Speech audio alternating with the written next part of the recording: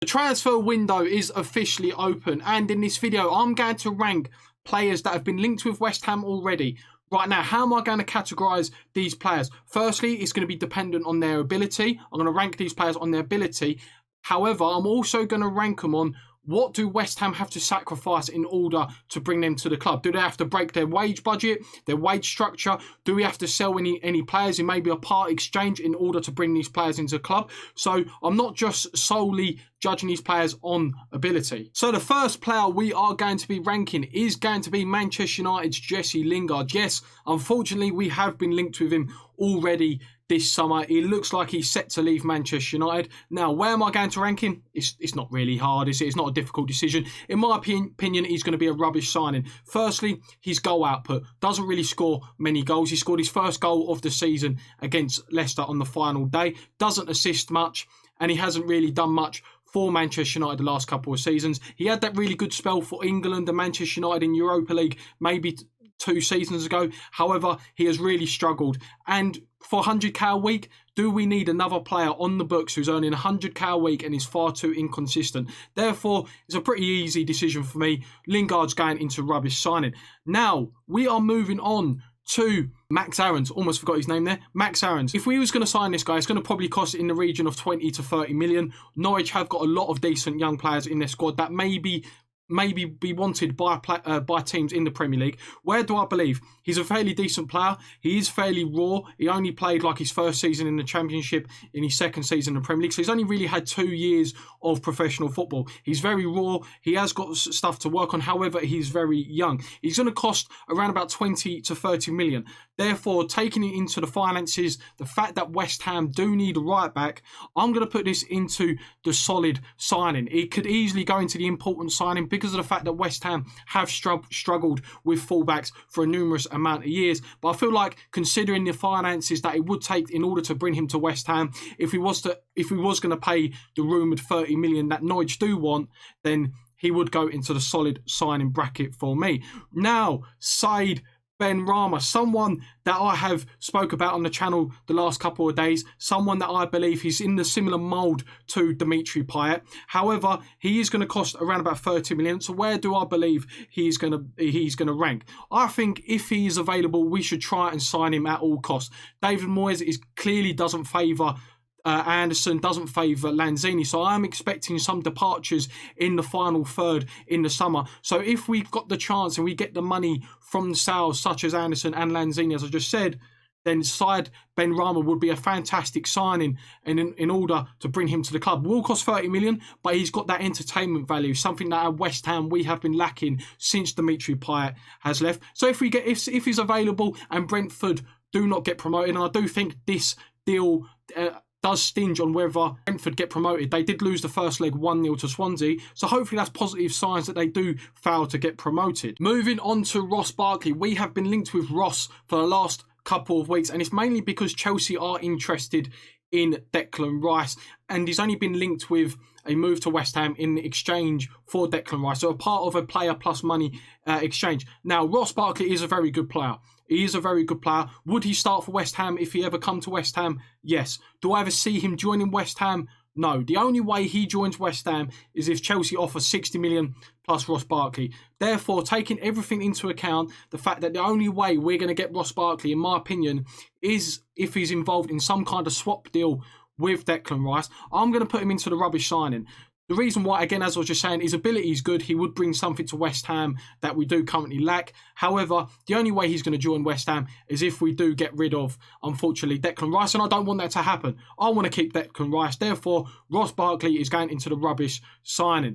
Another player that we have been linked with from the Championship, and that is Eberechi Eze. I think I said his first name correctly. Maybe it's Abue. I'm not too sure. However, QPR have said that they would be willing to accept around about 12 to 18 million pounds. Yes, that is a pretty broad price bracket. However, it's something that West Ham do lack in the central area. Someone who's got the ability to drive with the ball from deep areas. We don't really have a midfielder apart from Rice who can do that. However, you don't really want your CDM driving with the ball 20, 30 yards. We do have Bowen on the wing who can do something similar, can drive with the ball, run with the ball and be direct. And this is something that Eze can do. He's got something in his locker that West Ham do need. And with the sales of possibly Anderson and Lanzini, I do think Eze should go in the must sign if possible for 12 to 20 million pounds. He's 22 years of age, scored like 14 goals, 8 assists in the Championship, and the goal that he scored against West Brom on the final day of the season for QPR. What a goal, by the way. Another Chelsea player that we have been linked with, and that is Tomori. Again, similar situation with Ross Barkley. He's only been linked with West Ham because he's been linked with a deal that could involve Declan Rice going to Chelsea. So therefore, he's got to be in the rubbish signing. Again, he's got very good ability as a defender, very young, had a very good spell with Frank Lampard at Derby, and he's come to Chelsea. Yes, he's in and out of the team, but that's because I feel like Chelsea as a defensive structure don't really know what's their best centre-back pairing, so they're always chopping and changing. However, this player's got a very high ceiling in regards to potential, and that is why I'm going to put him in a rubbish signing, just because I want to keep Declan Rice. Therefore, even this transfer apparently wasn't even going to be a permanent. Therefore, he would come to West Ham as part of the deal that would take Declan Rice to Chelsea, and he'd only be on loan. So therefore, we've lost our best player, our most important player. We've taken in Chelsea's young player, going to develop him for a season or two, and then send him back to Chelsea, probably a better player. So for me, Tomori, unfortunately, going to go into the rubbish signing bracket. Now, we have been linked with a free transfer of Ryan Fraser. He's just left Bournemouth. He didn't want to extend his contract throughout lockdown, so he finished the season with Bournemouth. For me, that shows a little bit of sign of his attitude. He didn't want to be involved in Bournemouth's relegation scrap, and he was one of their better players. He was one of Bournemouth's better players, and he could have helped Bournemouth stay up. And considering the wages he wants, he has been linked with Tottenham. He does apparently want 100k a week. Again, he had that one good season last season where he was linked with Arsenal. He scored about 7 or 8 goals, a couple of assists. Do I believe that Ryan Fraser would be a good signing on 100k a week? I firmly believe he would be average. If we signed him, he's probably better and more consistent than what we do have currently, like Anderson. But do I believe he's worth 100k a week? No, he's more of a squad player to sort of bolster out our squad, because next season we do have 5 subs. So we do need to bolster our squad a little bit. So Ryan Fraser's going to go in the average signing. Phil Jones. How he's still at Manchester United, I do not know. Sir Alex Ferguson did regard him one time as he could be the best ever player that has put on the shirt for Manchester United. Well, that didn't really turn out to be true. And where do I believe Phil Jones will be? It's a no-brainer, isn't it? It's another rubbish signing. We've been linked with him. Again, another player that's on somehow 100k a week that doesn't contribute much. Wouldn't even be our best defender if we brought him in. Ogbona's much better than Phil Jones. Yes, he was highly rated as a youngster. Never really turned out for him. It's a rubbish signing. Michy Batshuayi. Yeah, I'm not going to say much. He's rejected us 3 times already.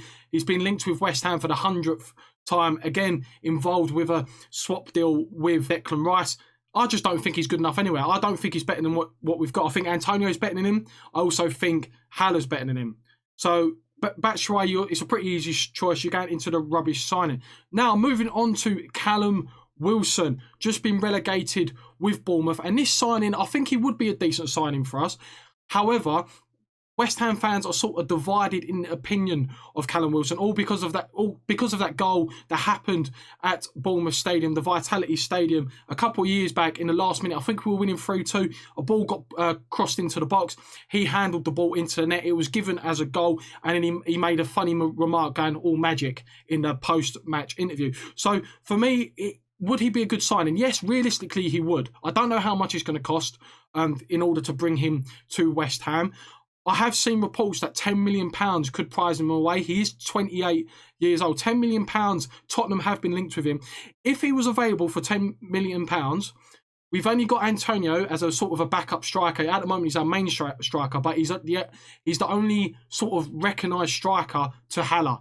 If he was to be available for £10 million and Haller's our only striker, I would put Callum Wilson into the solid signing. We need that strength in depth. Again, we don't know what's the future for Haller. Is he going to go to Monaco? He has been linked with Monaco to link up with his former manager, Kovac, so we don't really know what's happening with him. However, if Callum Wilson is available for 10 million and his wages ain't astronomical, like 100k, 120k a week, I would probably take the punt on him at the 28 years of age. However, he does have an injury record, like long-term injury, 6 months or so. So maybe that is someone we may want to stay away, but I wouldn't be completely opposed against it. The final player we are going to be ranking, and that is Zimmerman of Norwich. We have been linked with the centre-back who's just been, of course, relegated with Norwich. Now, where do I believe Zimmerman would rank amongst this?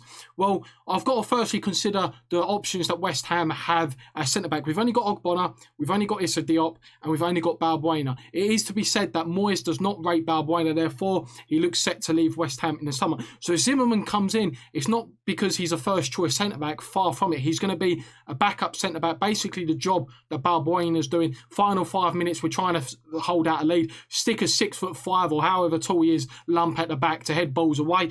So therefore I believe he's going to be an average signing. So guys, if you'd like this and you would like to see a part 2, because I haven't included all the players that West Ham have been linked with in one video, I've only put around about 12 because there's so many to actually do. Make sure you drop a like if you're new around here and you like West Ham content, or you just like football content in general. Make sure you subscribe and check out my other tier list video that I made on West Ham. I essentially rank West Ham's squad. I either decide whether we should keep them, if they should be an important player, if they're a squad player, or if we should sell them. So that's going to be the end of the video. See you later.